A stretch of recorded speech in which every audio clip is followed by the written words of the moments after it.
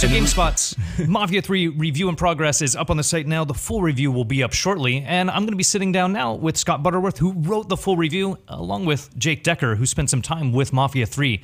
Thanks so much for joining me, guys. Of course.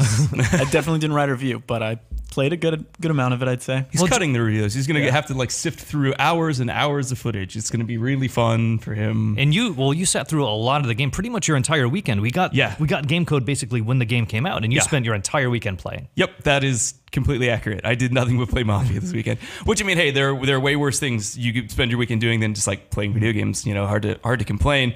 But yeah, like I said, it is a very long game. It took me roughly 40 hours to get through the campaign. I've now beaten it and done a fair amount of the side content and all that kind of stuff. And in total, it took me a little more than 40 hours.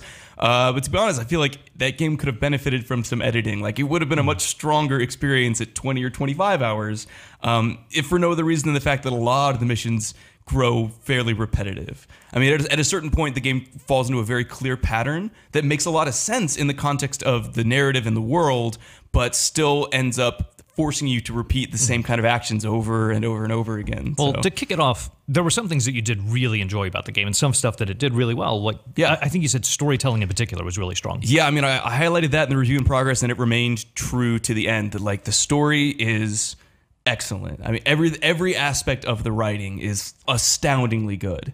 I fully stand by everything I said in the review in progress about all the hope I expressed about how the narrative might play out.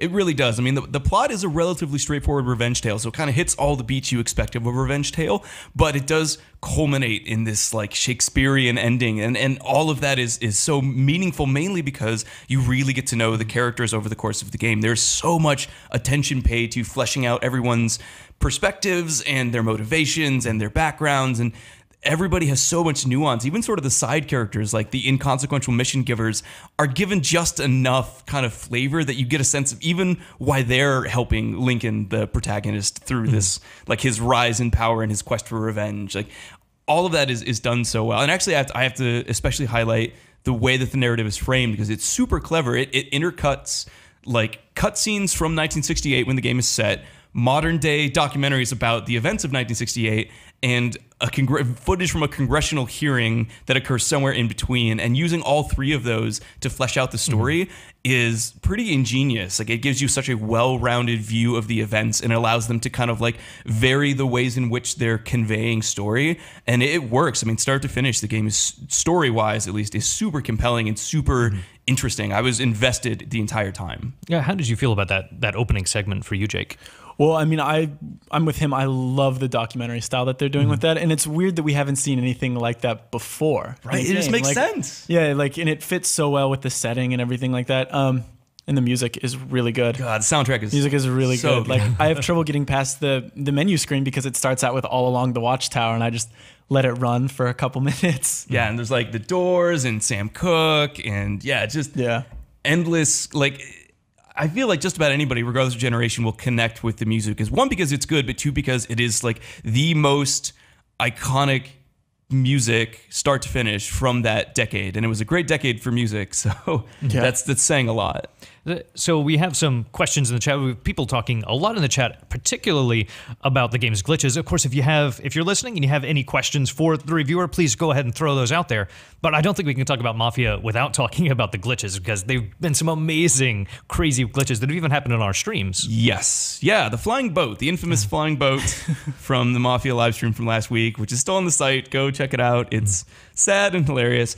Yeah, unfortunately, so I played through on Xbox One, and actually right now I'm playing on PS4, and Jake's gonna be helping me out and play some PCs so that we can kind of gauge exactly how these issues affect the different platforms. But at least on Xbox One, I experienced a lot of problems, like and a range of problems as well. I mean, a handful of hard crashes. I mean, probably 6, 7, 8 hard crashes, just like instantly back to the dashboard with no like warning or explanation. Just, oh, the application closed, bye.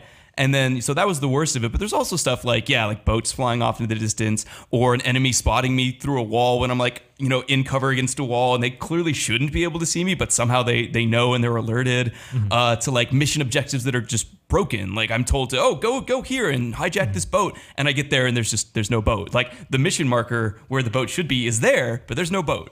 you know, that there was more than one instance of something like that. So there's this huge range of technical problems, and that's all in addition to the fact that the game is just not super great looking. Yeah. I mean, I'm by no means, you know, I don't care if a game isn't the most, you know, picturesque, graphically beautiful game in existence. Like, you know, a decent looking game, great, that's good enough for me. But it's almost like distracting at points in Mafia. Like there's a lot of pop-in as you're driving. There are blurry textures throughout. Just all kinds of strange, odd lighting. Some really weird instances of like lighting, like flickering or inexplicable shadows. Just so many just weird things that I'm not used to seeing in like a big AAA release like this. Jake, I know you didn't spend as much time with it, but did you notice all of these visual issues or glitches? So on PC, it hasn't crashed for me yet. I think I've played about 4 or 5 hours. It hasn't crashed. There hasn't been many like big glitches that have ruined the experience. I think now that you mention it though, there was one objective where it never pointed me to where I was supposed to go. So I was just wandering around with the time going down, and then the time went down and I lost, and then I restarted and there it was. But apart from that, like it's been running pretty smoothly, especially once that day one patch kicked in. Because for PC originally, like the frame rate wasn't that good, but yeah, they unlocked it over the weekend with a relatively big patch, from what I understand. Although again, I beat the game on Xbox, and I mean this is part of why we're testing the game on multiple platforms, because we are hearing different experiences from different people on different platforms. So in the interest of thoroughness, we are like playing through as much as we can on all platforms to make sure that we're giving an accurate assessment of how these sort of glitches and technical flaws affect the different SKUs of the game. Yeah. Also the visuals too. Like, I mean, I am playing on PC, so it's bound to look at least a little bit better, but I don't think I've had as much of an issue with poor graphics, I guess. I mean, it looks pretty nice to me for the most part. You're playing on PC. Yeah. But there are some like, I don't know, like some things will look great and other things will look really bad. It's weird. I've actually noticed even on console that's true as well. There's certain things like, you're like cutscenes will look really good, or certain like character models Like look really good, vistas look really and then you good. look at like a car and it's like, why is this so low res? Why does like it's jarring that you have this mix of things that look great and things that really don't. And even beyond the graphical glitches, I think, Scott, one thing that you brought up as kind of a particular problem with the game is that it's repetitive, that it feels that despite that great story, you're doing the same things over and over again. Yeah, unfortunately, that is very true. And there are some really memorable moments within that. Like every now and then you get a mission that's super memorable and is a little more interesting. It'll be like, you know, a card chase or a boxing match or something that is, you know, distinct in its gameplay and memorable in the way that it impacts the story. But between those missions is a lot of filler and a lot of repetitive stuff. Like I said, so within the structure of the world, basically, Lincoln is trying to dismantle the Italian mob's hold on New Bordeaux, which is their New Orleans-inspired setting. And so he does that by taking over one district at a time. And each district plays out the exact same way. You start by interrogating somebody and killing enforcers. Then you go steal some stuff and maybe break some stuff. And then eventually you've done enough that you can take on the boss, like the low-level boss. And then once you take him out, you repeat that exact same process to get at the higher-level boss in that same district. And it's the same across the entire... I mean, after the opening, like 6 or 7 hours, once you've recruited your team, it falls into this pattern that just repeats for the rest of the game. And the weapons in combat as well aren't really varied enough. They really aren't. I mean, it's extremely standard, generic, open-world shooter gameplay. It does very little to distinguish itself from other games within that same space. I mean, it plays like... In terms of the gameplay, it feels like this game could have come out 5 years ago. I mean, there are really no new ideas, and even the old ideas aren't necessarily executed super well. I mean, moving between objects in cover it just feels kind of clumsy. There's very little weapon variety. The AI is like noticeably bad. Every now and then they'll do something intelligent to surprise me, but for the most part, they are incredibly predictable, which makes a lot of the gameplay really boring. I actually had a pretty good time playing through like stealthily, if for no other reason than you start out with your ammo capacity is like non-existent and it's just easier to save bullets.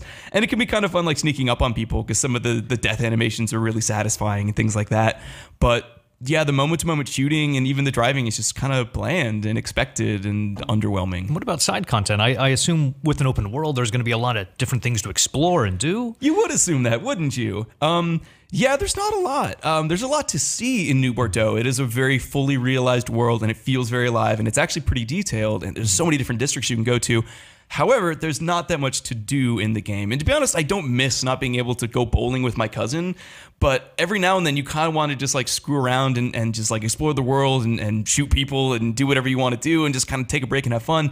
And Mafia doesn't really support that. I mean, if like there aren't really side missions beyond like doing favors for your mission givers, and they're always the same kind of favors. And so there's no real side content beyond that. And even if you just want to like screw around and wreak havoc, there's no really great way to do that because you can't save. Like all saves are auto, so you can't like save the game, blow everything up and go, okay, that was fun, and revert back to where you were. Like there will be consequences if you just go around shooting people for fun, so you almost kind of can't.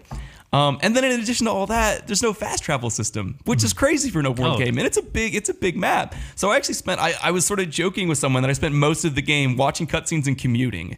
Because you just commute from objective to, like, more than once I was forced to drive across the map to watch a cutscene and then drive directly back to where I just was to act on the information that I got, which is crazy. That makes sense in the context of the story that, okay, you need to talk to this person who's located at this place. Okay, so it makes sense, but just from a player perspective, it's not fun to spend 5 minutes commuting somewhere and then 5 minutes commuting directly back. There's no reason for that. All right, so we'll probably have the full review up on site either today, maybe tomorrow, because we want to check out the other versions, make sure that these glitches carry across all of them, yes, right? That's what's holding us up right now. Like the review is written, we're just kind of testing things and making sure that we're comfortable putting that forth as the final review.